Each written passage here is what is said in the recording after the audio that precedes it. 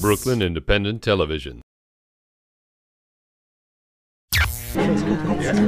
Hey, it's a big But borough. will Brooklyn really go for Why it? don't we just agree to disagree? Yeah, that's really gonna fly in Well, that's a Brooklyn. good question. No. Listen. That's exactly the point I wanted to make. It's been more than 2 months since Superstorm Sandy created a before and after moment in New York City. Before the trees fell at Greenwood Cemetery and the aisles flooded at the Fairway Market, or the Ocean Avenue footbridge was wiped out in Sheepshead Bay, or maybe just before your lights went out and the water got to the ceiling. After, we were left with a mess and a new vocabulary with all kinds of acronyms, chief among them, FEMA. This is Intersect, and today we're talking Federal Emergency Management in Brooklyn with Willie Nunn, FEMA's Federal Coordinating Officer for Division D, which happens to include Brooklyn, right? Yes, it does. So welcome, Mr. Nunn. Thank you for being here today. Thank you for having me. So before we get into what's happening right now in Brooklyn, just share with us what your job is exactly as a coordinator here in Division D, is it? Yeah, we call it Division D. My job is to bring the FEMA assistance to Brooklyn, to the Kingsborough. Okay. My job is to connect, work with the elective, Mr. Markowitz for the borough, and the local electives, and also work with the congressionals who have responsibility for the districts and with the senator as well, with his staffers, to make sure that we bring all that is eligible for the survivors to make sure that they get everything that they're possibly eligible for, that we can provide. A lot of people were introduced to FEMA after the hurricane in Louisiana. There was a lot of people's first exposure to FEMA, if they're fortunate to not have been the victim of a disaster here in the country. So moving forward from there, tell us what FEMA does. What's the introduction that now you're here in town? Well, this is day 68 of this disaster. When Superstorm Sandy was coming, on the 29th, it hit on the 29th, on the 30th. What FEMA does is when FEMA is activated, the president declares a disaster, emergency disaster for the state of New York, and the governor asks for assistance, and the president grants that assistance in the form of a major disaster declaration. Mm-hmm. And that's when FEMA comes in support of the governor, in support of the state. My role in Brooklyn, well, first of all, as we responded to this borough, is to make sure that the survivors had a safe and habitable place to live. Mm-hmm. And that, how did we find that out, is by people registering. I know you heard a lot about folks need to register with FEMA at that 1-800-621-3362 FEMA or online. We want to make sure that they register so we can know where they are. Okay. And that was the first step for us getting to this area and finding out where are the hardest hit areas. Yes, we had the water inundation maps to know where along the coast, but we needed to get boots on the ground to actually see. Right. And so the registering, and also with my folks, my community outreach folks, going out into the borough. I had over, at the height I had in Brooklyn alone, I had about almost 200 community outreach people going on, knocking on doors, making sure that they register for FEMA. And so what we actually bring, though, is that we want to make sure that if a survivor's been impacted by this superstorm, that they had a place to live. Now, if water came up to that 10 feet that you talked about at 6 feet, that means they had to move out of that place. Right. And so what we bring is potentially the rental assistance to get them into either a hotel for a short period of time, because we want to make sure that they're in a safe, sanitary, and a habitable place, a secure place. And so we may, once they call and register, tell us their address, we see that they're impacted, and then we give them assistance to go relocate in a hotel for a short period of time. And later on, if they also give us more information when they call in, we send an inspector out to their place of residence, and we look at the damages. What FEMA does in this case is that for a grant that we provide, the individual survivor is a maximum grant, if they're eligible, right, of $31,900. Okay. That would not make anyone whole to get them back into where they originally were before this disaster struck. However, it's that beginning. We're trying to get them back on the beginning. One of the biggest things is that we don't duplicate what insurance does or what other benefits folks may have. So insurance is a big part of it, knowing, having that information flow back from the survivor to FEMA, seeing what they have. So it's a big communication piece. It's a procedure piece. But that's why I have people out on the ground to make sure that survivors know what to do, and really thank folks in the media, because that is getting words out to the folks. Initially, power was out, so the boots on the ground, the people had to be there to do that, checking on all the doors. So it's a big effort. So now that you're here in Brooklyn and you had all those people initially knocking on the doors, making that direct person-to-person contact just to assess the need, and you've gotten a chance 68 days in to find out more of what people are lacking, what sort of through line have you seen? Is there a trend? Is there something unique about this Brooklyn experience with the storm that's emerged? Yes, it is. And it's a great experience for me.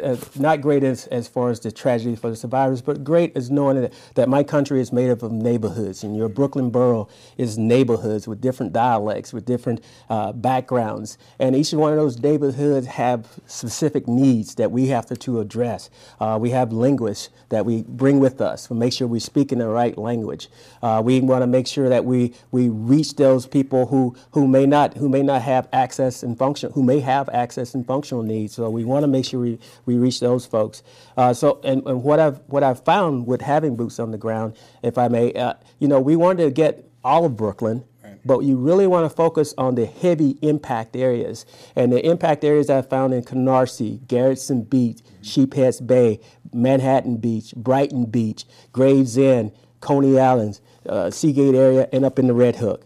Now we go through I've had my folks in every district of Brooklyn, but my focus is on, my heavy focus is on those areas I mentioned. I think you have 18. I know you have 18 districts in Brooklyn, and those cities I just mentioned is in 4 of them. So that's been the focus of what we've been doing. So are you here for the duration? Are you our new neighbor? What happens and how long do you stay? Like I said, actually we had folks here riding the storm with you in the 29th of October when the storm hit. And as soon as it was over, we had some folks going out right away because the president declared the disaster the very next day. So in support of the state, in support of the governor and the city, we had folks out. But it goes through phases. That was a response phase. We're getting there, making sure that people have that safe and secure place, trying to work with the city and the locals to make sure people have that. Then we'll go into short-term recovery, where now we're still in response in some cases because it's still cold. Some people still without power and heat and water, and we still working with the city and the state to see what can we do to help those people. I'm sorry.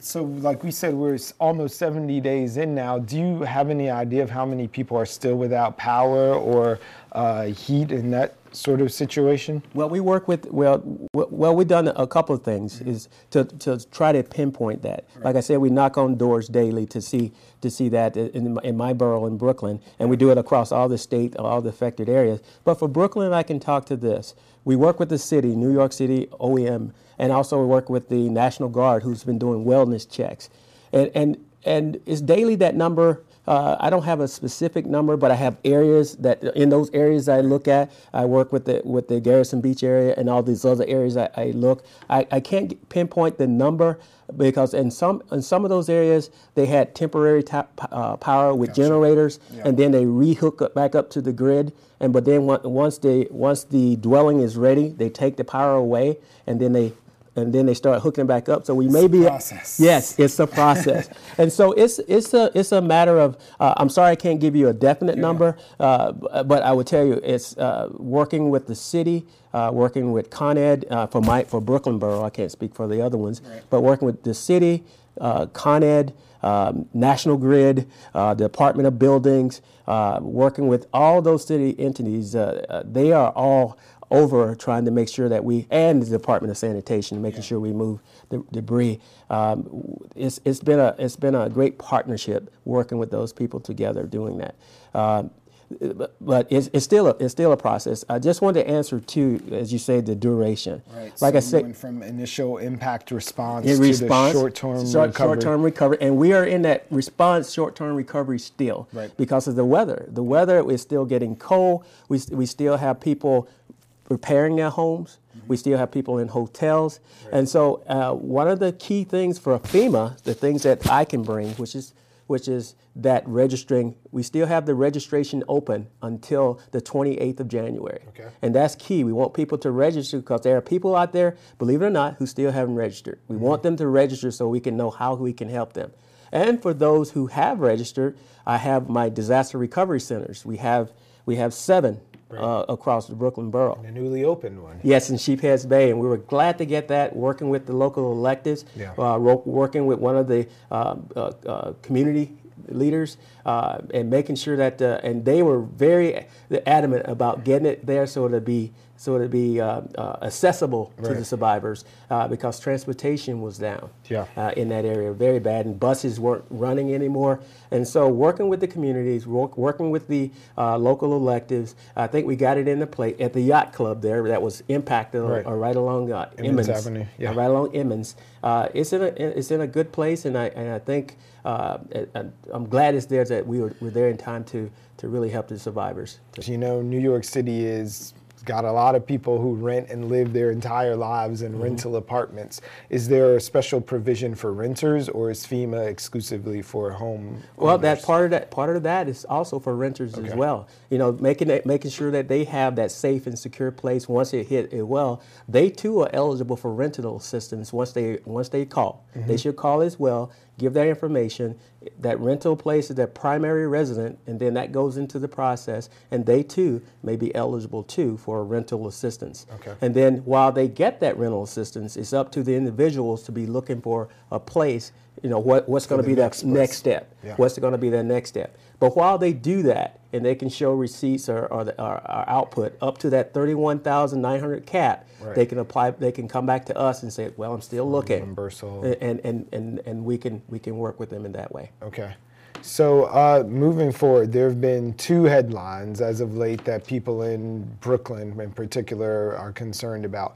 Number one, the biggie. There's $60 billion of aid that has been a little bit stalled. Does that affect your day-to-day if that money's held up? My day-to-day, that money does not affect. Okay. My day-to-day is looking at individual assistance and looking at public assistance right now. That we're going to continue to execute. And that is that is in the politics of legislation and to pass and to move forward. Our effort in Brooklyn and the other boroughs and the other counties, that effort will continue. That will, and from one aspect, that will help with longer term recovery. How do you rebuild New York? That community is going to have to drive what they want to look like in the future, and how are they going to mitigate if we have a disaster like this again. So that's a further conversation. Yes, it is. Once FEMA's gone and the true $60 billion recovery and rebuilding begins to happen, when infrastructure changes or the plan for the city takes effect. And one of the things I would say is, we almost never go away. Okay. You know, in this area we have all across the country we have FEMA regions. I'm from FEMA Region 10 in Seattle, Washington, actually Bothell, Washington. Here there's a FEMA Region 2 that's constantly in support of the states of this region. And so and that would be a long-term recovery, and that relationship would be a long-term relationship. But again, it will start from what does those communities want to look like?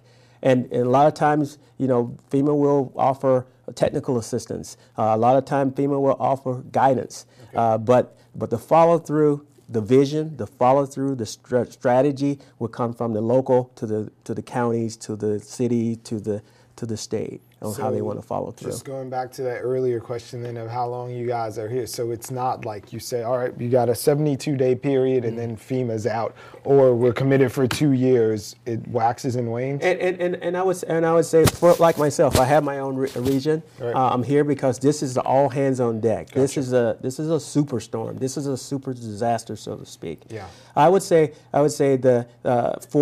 for response and recovery, transition to recovery operations as we wind down toward the end of the registration period, and we start getting into that longer term recovery. Gotcha. We're looking at how that transition goes. I can't give you a cut date to say that we're going to be out, but like I said before, there is a FEMA region here that supports this region with this state, and they have a day-to-day contact. Not a day-to-day contact, but a day-to-day relationship that they have with this region, and making sure that in the event of an emergency like this, it's not introducing themselves at that time. Right. They already have a established relationship that's from the locals all the way up to the governor. All right, headline 2 is, of course, about the hotel vouchers that some people who've been displaced in the region have received, and there have been, to my knowledge, 2 extensions of those things since the initial impact, when people went into hotels when their homes were destroyed and they couldn't. And it looks as if those vouchers are set to run out on the 12th of December right now. I'm sorry, January. New Year, the 12th of January right now. So what happens after those vouchers are no longer going to be offered after January 12th?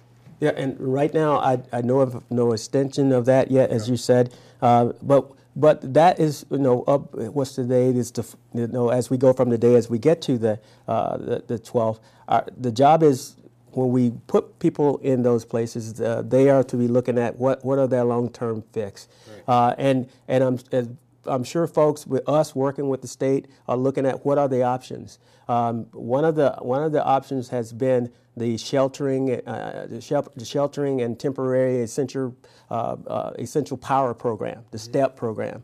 And for Brooklyn, under that STEP has been the rapid repair program. And that, along with the hotels, is supposed to work in conjunction with making sure that we can have folks shelter in place while they, instead of what we've done in the past in other parts of the country, either move them out of the location. Right. We wanted people to be able to stay in their area, stay in their homes and repair their homes while they stay in their homes and shelter and repair their homes while they're in their homes. So that is all a comprehensive plan. I don't know of any extension at this time, but I don't know what the follow-on plan will be. However, it's a comprehensive plan with the individual, with the city, and with the state, and with us supporting the state. So at the end of the day, it's not as if people are being turned out into the streets. This is one step in a process of relocation that is on an individual basis. And I do know that the state and FEMA and all the partners are looking at what options do we have. I don't have the options that we're looking at, but that step right now of having that rapid repair. But looking at how can we do that? The step of having it, like you say, the transitional sheltering program. That's with the hotels, whether the individual get it directly from us with that 31.9 cap, or if we have contracted hotels who stay there up until the 12th. That too is just all a step process of looking at how can we help and how can we make sure people are sheltered. And so and as you say, the next step would be, what do we do beyond that?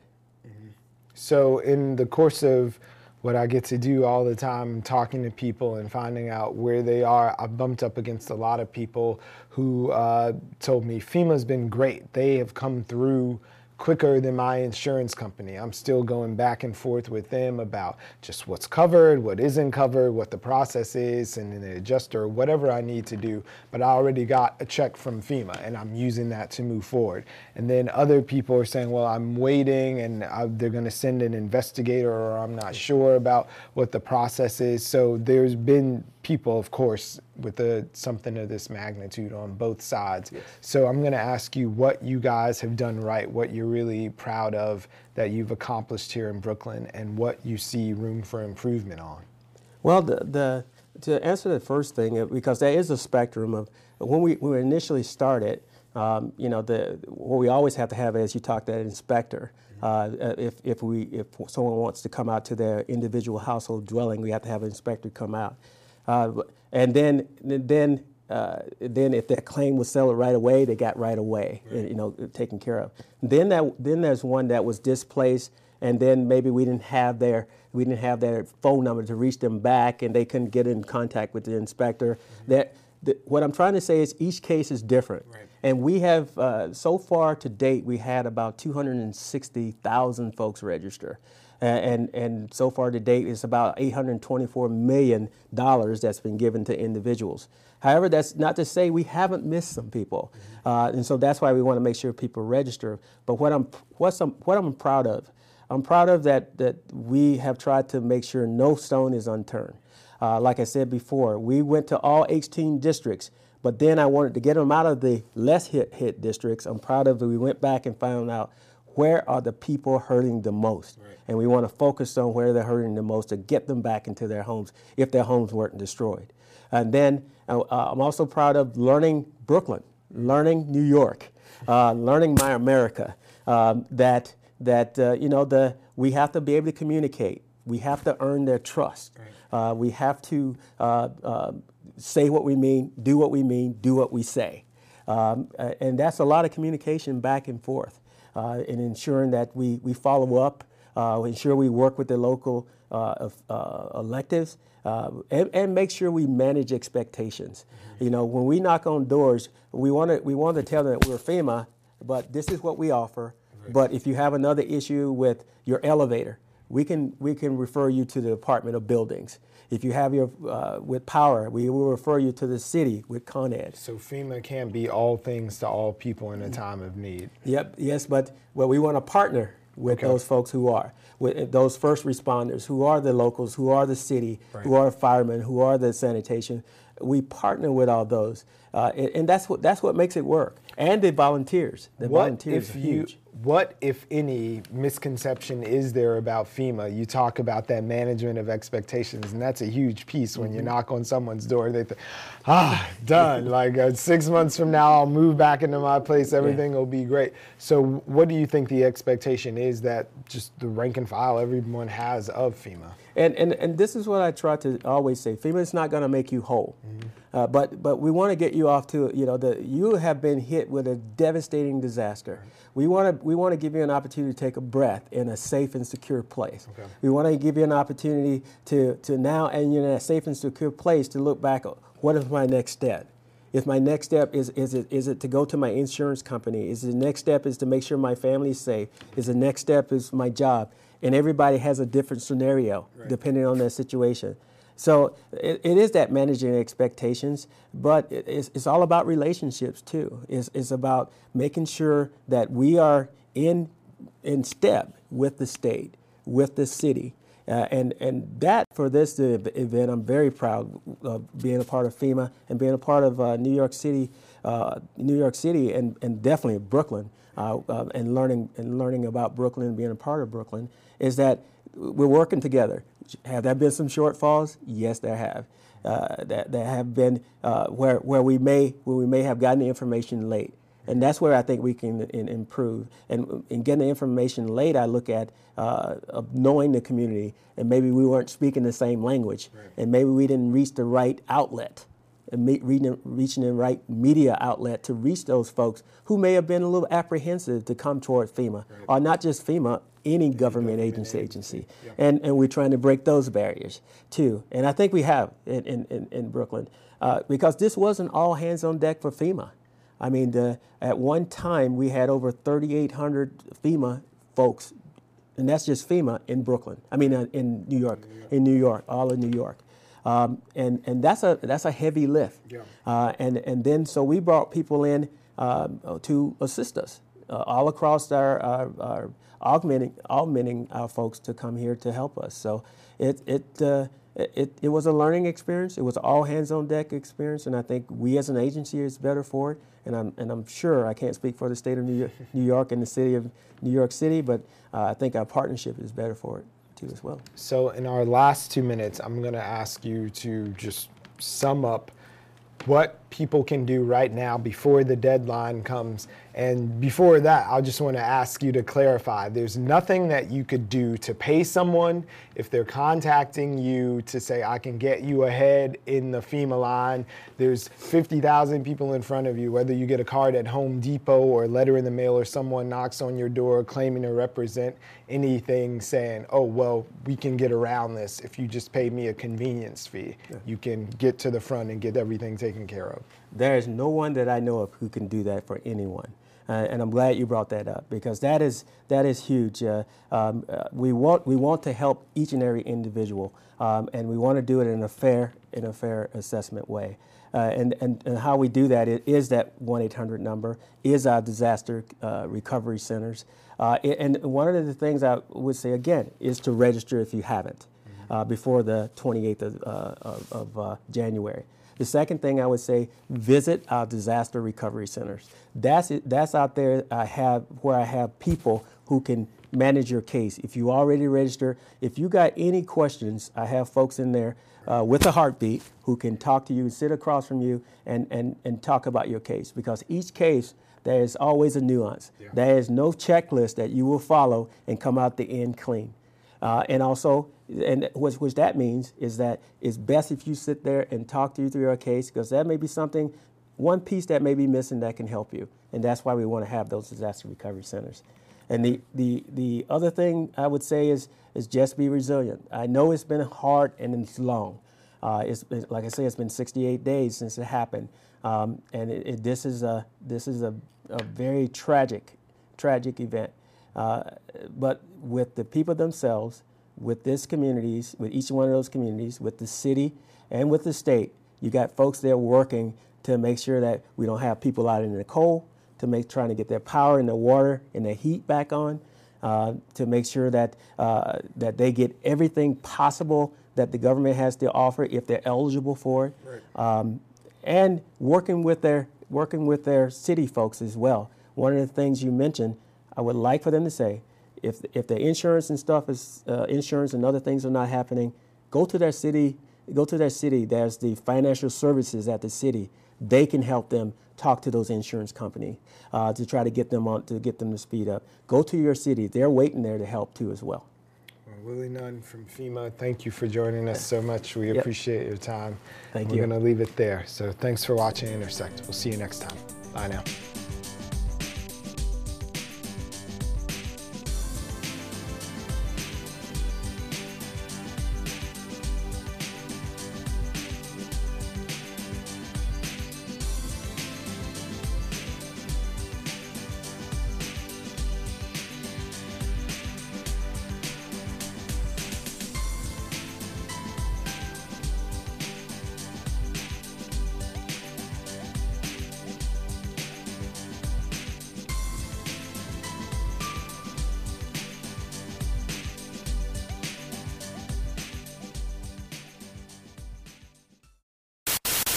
Watch this and other Brooklyn Independent Television episodes online at bricartsmedia.org/BIT.